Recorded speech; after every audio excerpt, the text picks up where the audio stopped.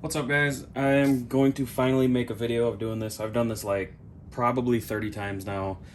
I always get asked to make videos or pictures or some kind of tutorial, so I'm finally going to do it.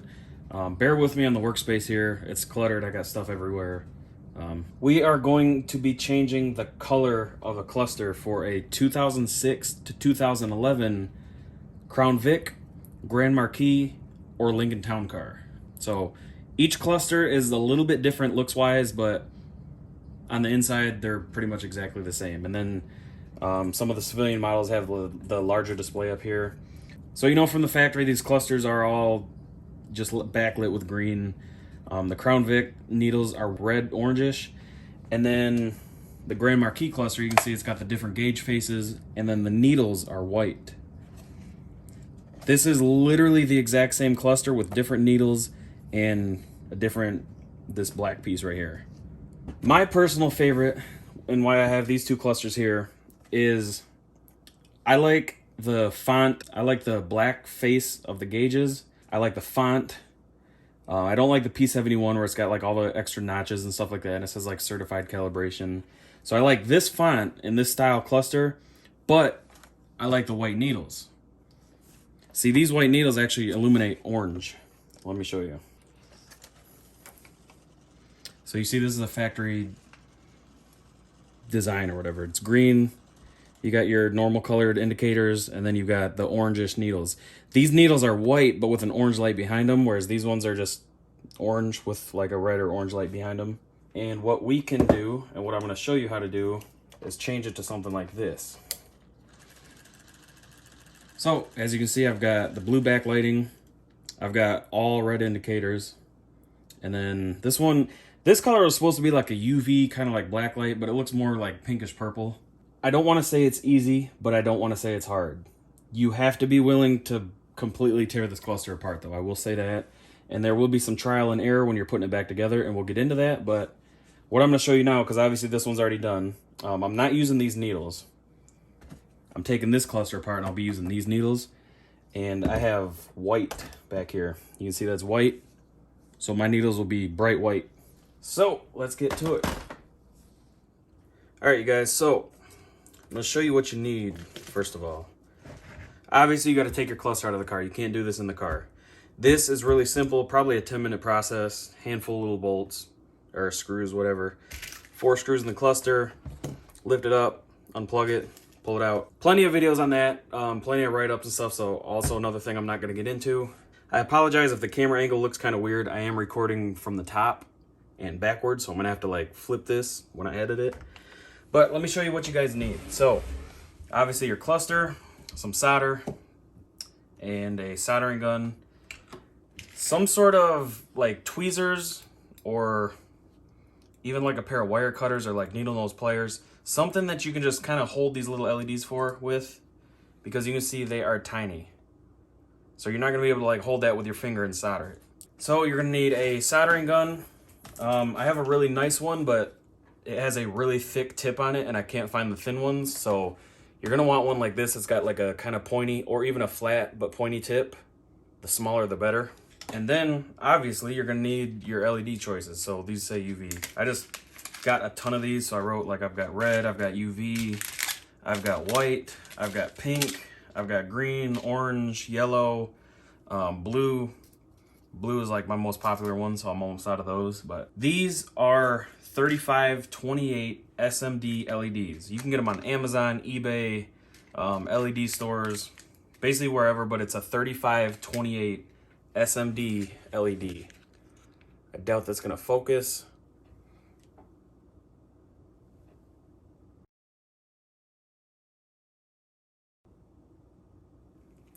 But these are cheap. I mean, literally a couple bucks for a giant roll of them. So to take it apart, this is where everybody kind of freaks out and kind of backs out, doesn't want to do it. It's really simple. It's a little bit of trial and error. If you can kind of solder, you'll be good at this. So you see all these black tabs? These got to come off. There are, on this particular, I don't know if they changed through the years, but it's all the same. There just might be more or less. So on this one, I've got 3 up top, none on the side, and then I've got 3 on the bottom. Usually you can get them with your fingers. Sometimes they're really stubborn. So get it off a little bit and then get the other side. Yep, this one I can't get, so I'm gonna use, I got some nail clippers right here, that'll work. And just kind of pry it off.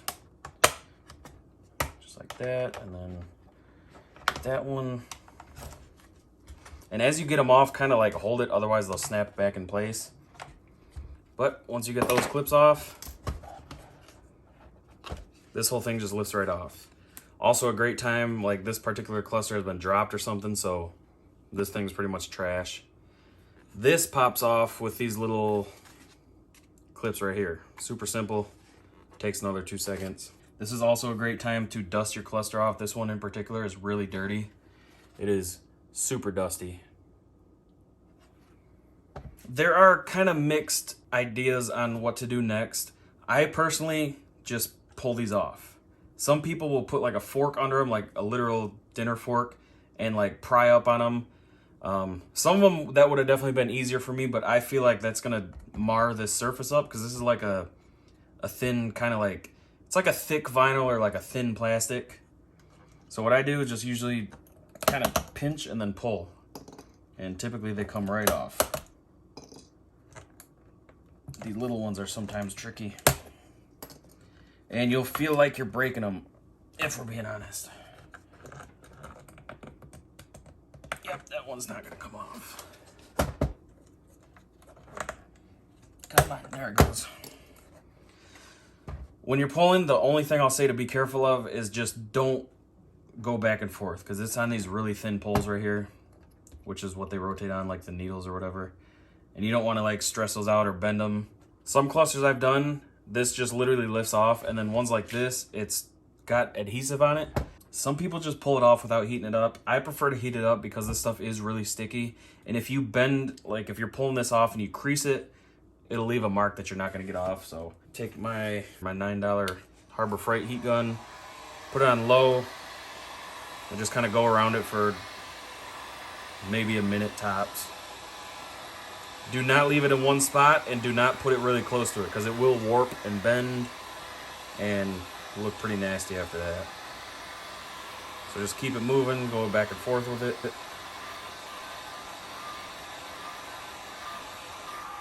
That should be good. I usually just start up here in this top left corner and just kind of pry, but don't pry. Pull it up, but also, like I said, don't crease it, so you don't want to really bend it too much. If one side's giving you problems, maybe try the other side.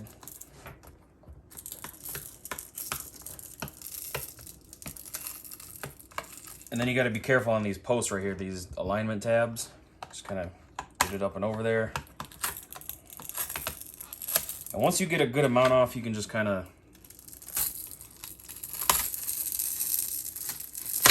well,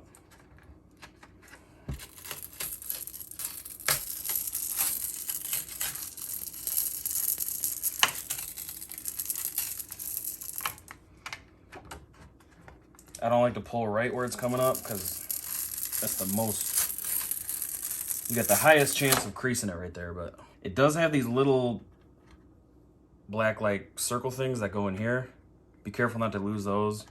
I will say I have lost them before and nothing has happened. And right now might be one of those times because I'm missing, oh, there it is. I guess check the, so on the back you can see where it's kind of sticky, where the adhesive is. And that's what they look like from the back. So it's white. The older style clusters, it's actually a green film with white bulbs. So you got to change the bulbs, then you got to sand all this down. I don't like that. This is easier to me. You can see the red. That's always going to be red or slightly orange, depending on what colors you use. So I just stick this off to the side. And now you're left with this. So now you can see all these little lights. And let me go ahead and power it on. Show you what it looks like. Your backlights. Green, green, green, green. And then this is your blinker. On this particular one, this is your tire pressure sensor. So if you forget what's what, you can actually just either toss this back on, which you're actually not going to have a power supply like I do, I bet. So that's not going to work. But you can literally just hold this up to a light and then look through it. And you see like you got airbag, seatbelt, brake, ABS, your oil light, check engine, battery, overdrive off, cruise control, brights, blinker, tire pressure sensor, blinker, traction control. So it's easy to see what you got. If this is your first time, I recommend not messing with the indicators. But if you want to, that's on you. Do not touch the airbag light. I'm going to put that one out there right now. The airbag system is extremely sensitive. And this one is this top light right here. This is also a chance if you don't have like forescan or access to it or something like that and your tire pressure light's on, this one right here, you can actually take that bulb off and just leave it and you'll never have that on again. Same thing with your fire suppression system light, which I believe is this one on the P71s. If that's on, obviously you don't have that system anymore. It's not going to be working. Take it off. Little simple trick there. So now on the back, let's keep pulling it apart. This is just like a protective cover.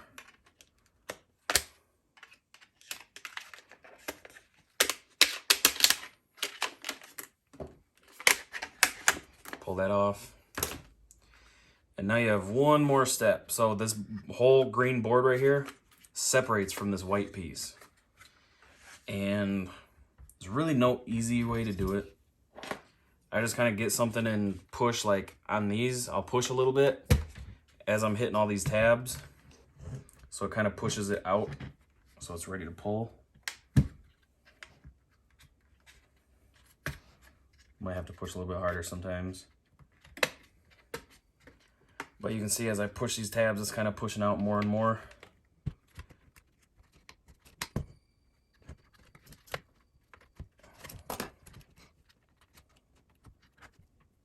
And if it's getting stuck and not moving, do not force it.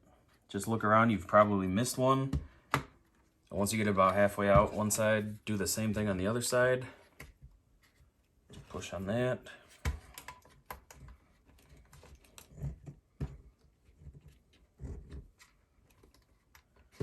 Sometimes these things pop out with like no effort. Sometimes, like this one in particular, it's just super stubborn and does not want to come out.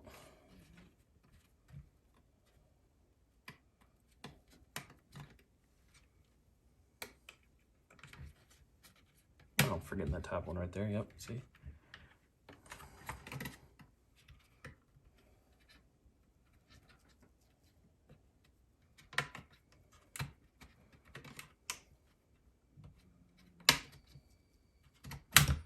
And there we go. So now you have your cluster completely apart and you are ready to solder. So one thing I like to do, because I like to just kind of do everything at once, like I like to take all the old ones off and then reflow the joints and then put the new ones on. I just take like a little Sharpie or something and I color, just put a little bit of black on the ones I'm taking off, which is going to be all these right here. The ones I'm coloring black are just the green gauge backlighting.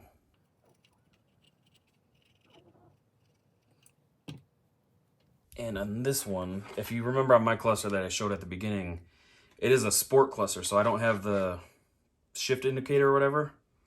So these 5 down here make your needle glow. The little needle that shows, you know, park, reverse, neutral, drive, 2, 1. That's what these are. That whole little system, that whole little piece is actually like an orange plastic.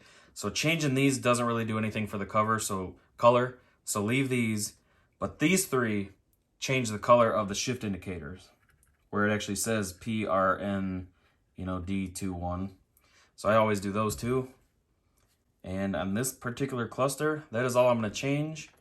If I had the white needles on this one, it would be right here next to these posts. So there's 2 for the big needles, and then there's 1 for the small needles.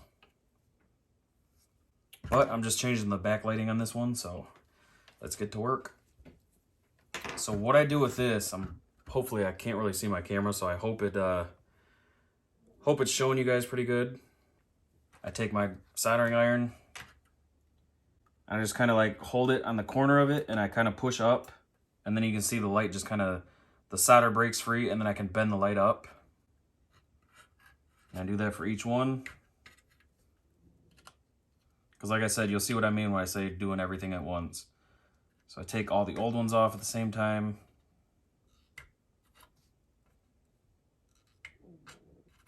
This will also prevent it from overheating too. If you work on just this one and you hold it on there for a little bit too long, you can actually damage the board or the solder pad. I actually had one of these get damaged on one of the first ones I did because I had no idea what I was doing. So this is the gas gauge, or the, gas or temp right here.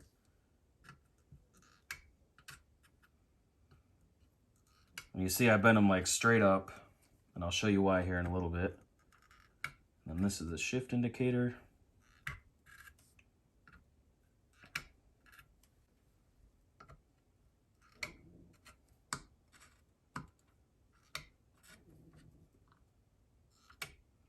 And this is the tachometer. And I'm doing this in real time too. So you see, like, it took me, what, 30, 40 seconds to get all these almost all the way off. So now what I do, I just use like a little bottle cap or something like that. And then grab the LED and then just touch the other solder pad and it'll come off. You don't need, I actually just started doing this. You can do it without that and just go like that. But a lot of times the plastic would get stuck to the soldering gun tip and then it smells like crap. So I do it like this now. It's a little bit cleaner. And if you got your soldering gun on there for more than a couple seconds and it's not coming off, bring your gun back, let that little spot cool down, maybe blow on it. Like I said, it's easy. I don't want to say it's easy to damage this board, but it is very possible to apply too much heat for too long and cause issues. Worst case I ever saw was, I believe it was actually this one right here. I was trying to solder that little tiny spot, and I held it there for too long trying to get the solder to melt, and it actually pulled that whole solder pad up, so there was actually no connection, no way I could solder it, and I learned my lesson. Luckily, it was just a cheap P71 cluster that I was messing with. That's also a good idea if you are new to this, you're not comfortable soldering, or you're nervous about doing this. Grab one at the junkyard for, I mean, most junkyards only charge about 20 bucks for one. Practice on there, you know, and try to make it work. And then if it works, you can swap that one right in your car. If not, you know, you're only out 20 bucks, or sell it online, something like that. There's tons of options. And you don't need like steady hands. I'm a jittery person. We're not doing open heart surgery. So as you see, these boards kind of wiggle around too. I'll just take the needles usually and put them kind of like that, and then it just makes it a little bit more stable. So now I'm going to flow the pads. I don't even know if that's the right terminology because I'm not really a good solderer, I don't know. What you're doing, put the needle on the pad, just put a little bit of solder on there. Just a little bit, because if you notice, after you take the lights off, those pads are pretty flat. You don't really have much solder on there to try to put the new ones on, so go ahead and use some new solder.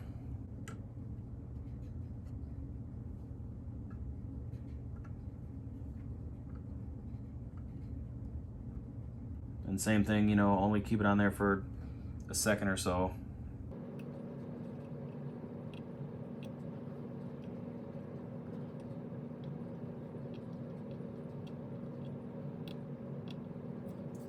And you see this is also a quick process. I do apologize, like I said, my camera is way above me on the table, so I can't really see what it sees. So if I'm not getting the best angles, I do apologize about that.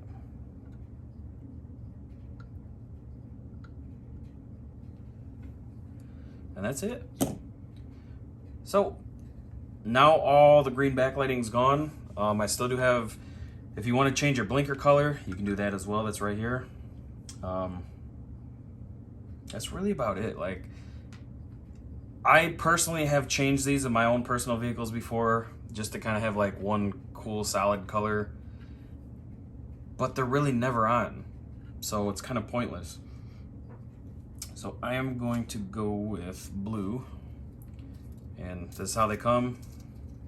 So I need, let's see, 1, 2, 3, 4. So I need 6, 12, 13, 14, 15, 16, 17, 18, 19. I need 19 of them. So what I usually do to keep track of them, because I'm running out, is count out 19. So 1, 2, 3, 4, 19, 19. And then I will peel that up.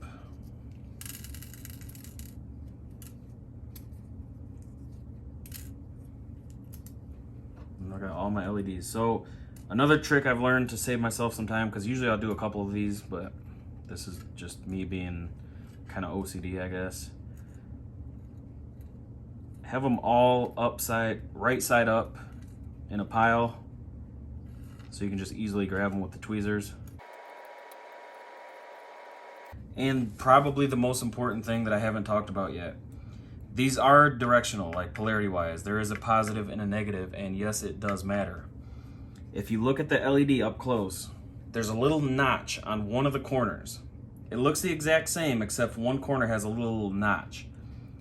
That notch, if you see right here on each pad, there is a little arrow. It almost looks like a skip forward or like a play pause button. That notch goes on that side.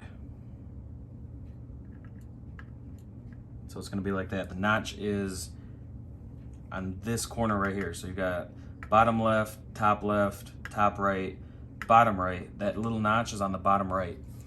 If you forget that or you get confused, you can look around and see the rest of them. Just match it up just like that.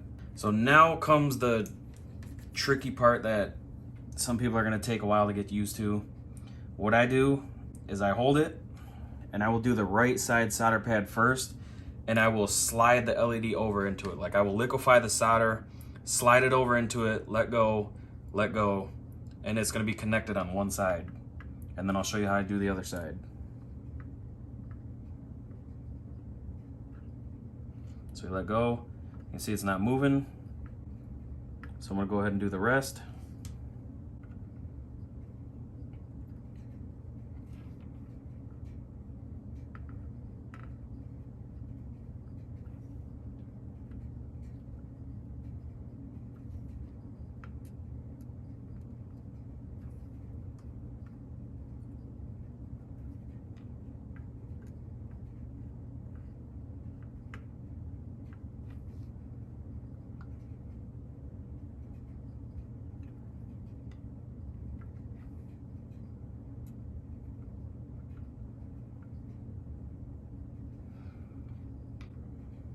So I got all 6 of those.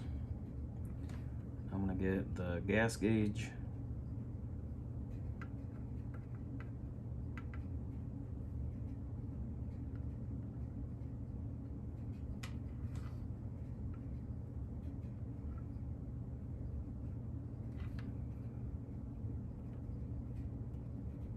Temperature gauge. And these don't have to be perfectly flat. Sometimes I do this and one LED looks like it's shining like off to the side. You're not gonna notice that once the cover's back on. As long as you got a good solid connection, you're good to go. So now I'm doing the shift indicator. Oh, see, I pulled that one up on accident.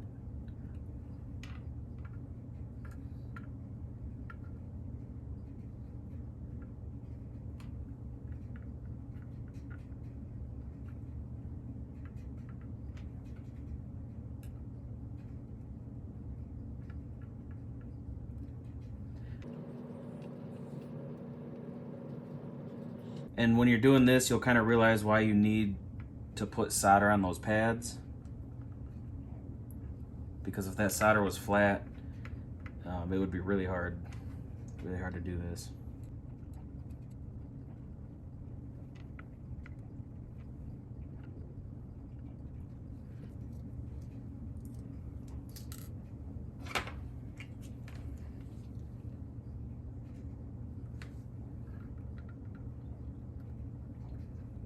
So now what I do is I switch hands. This, if you can do this without a tool, the part that I just did, some people can, like just setting it in place and almost kind of heating it up and somehow having it not move. I've heard of people doing it like that. I cannot. So this part, you definitely need something to push down with though. So what I do is I just pinch my tweezers and I gently push on the side of it while I heat up the left side of the solder. And nothing really happens visually. You just gotta kind of make sure the solder melts and makes a connection. And the reason nothing really happens that you can see is because the other side of solder is already cooled down and set, so the light's not really gonna move. What you're just making sure is that that solder that's on the left side melts onto the pad on the left side like it did on the right side. And you can usually kind of see it liquefy.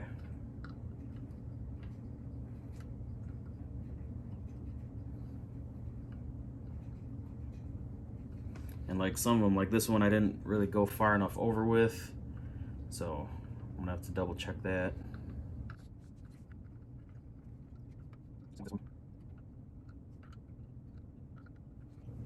So those two that I wasn't very comfortable with, I'm gonna just go ahead and dab on a little bit of solder.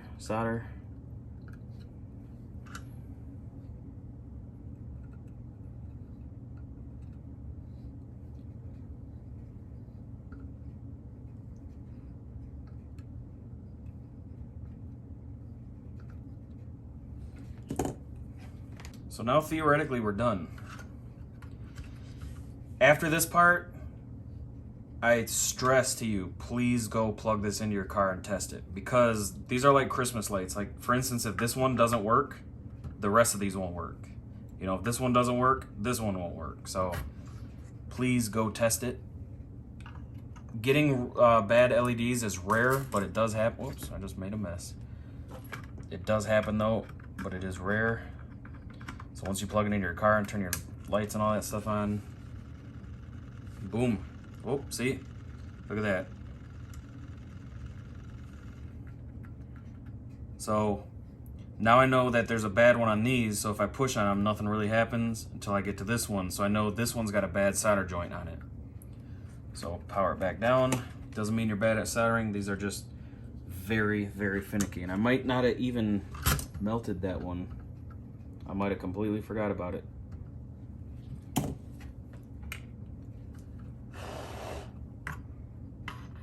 Now I'll turn it back on. And boom, there we go. So that's another test you can do. Push on them. Make sure, oh, look at that. I missed these ones too.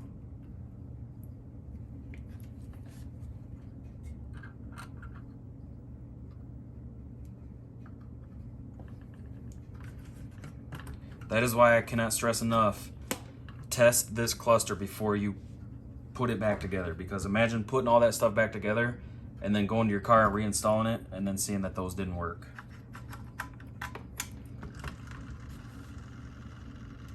Cool. Like I said, we'll go ahead and give them a little push. And if you want, just make sure none of these are gonna like burn out. You can plug it in, leave it on for a while before you put it back together. Now is what I would kind of argue would be not hard, but tricky. And this requires some driving, unfortunately. So now what you do, go ahead, pop this back in, just set it in there gently, make sure it's all lined up, and just kind of slowly go down. Don't, you know, push all the way on one side, just kind of give it even pressure.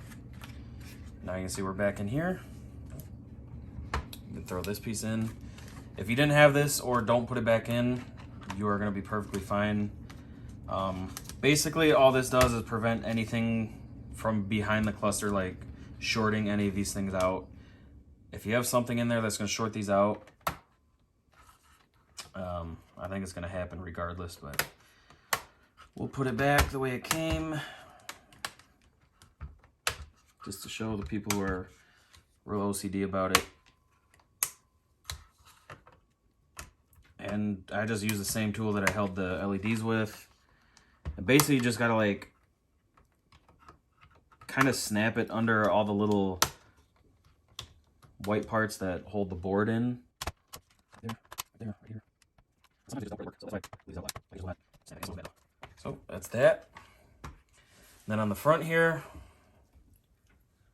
so these things right here, there is a fatter side that's flat. That flat side sits in the little ridge right here. Oops. Now, this is totally optional. I usually don't do this, but I'm being a little bit more proper than usual. Heat this back up just a little bit. Just get that adhesive a little bit softer again, warm. I'm kind of doing it right now because it's winter here, so it's cold outside, not as warm inside as normal. And then just line these little alignment tabs up, and that's really it. I prefer like some kind of rag, which I do not have at the moment.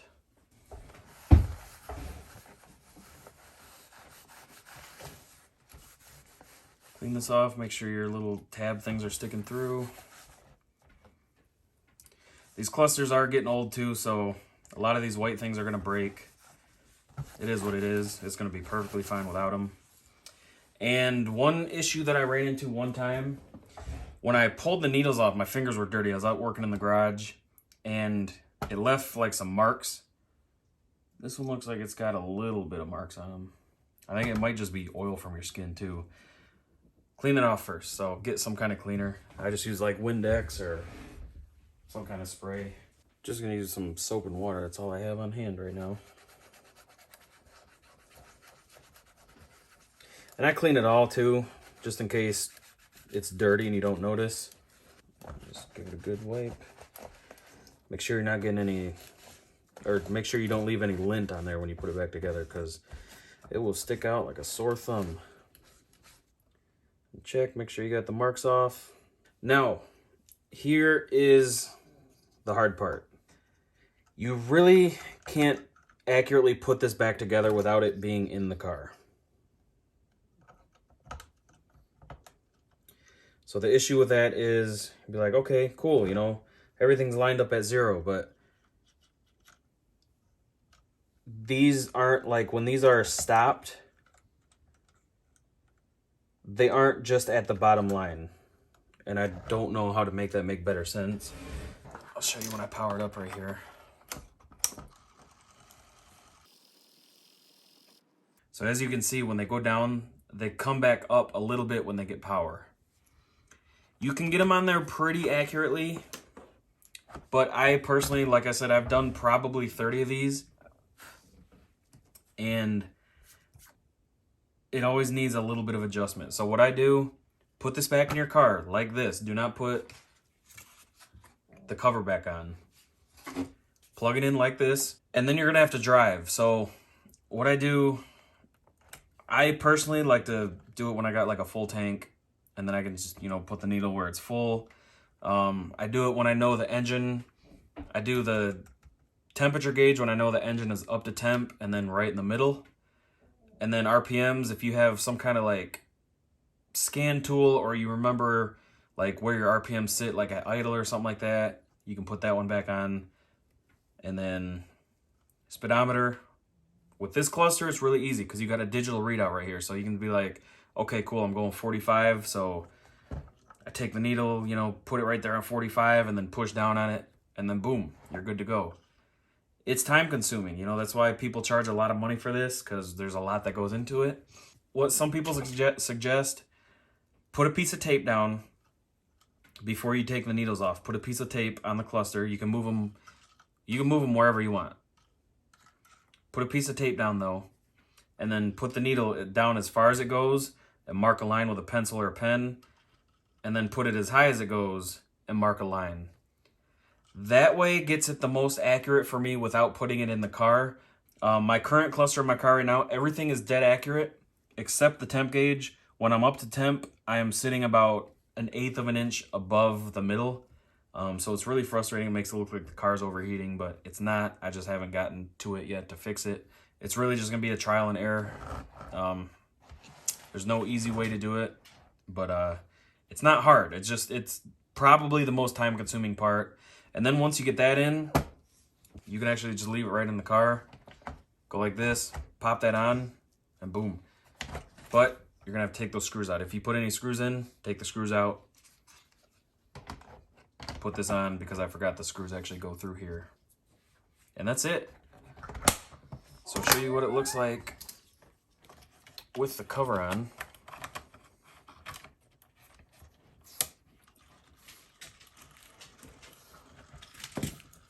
So now you got cool blue lighting. You got another thing I do sometimes. I will actually do the shift indicator a different color just to kind of break it up a little bit, but that's personal preference. And like I said, if you want to do the different lights, you can do blinkers, all your other stuff. And that's it, guys. If you enjoyed this video, I would definitely appreciate a thumbs up. You know, share it, like, comment, subscribe, all that good stuff. And I will see you guys next time. Thanks for watching.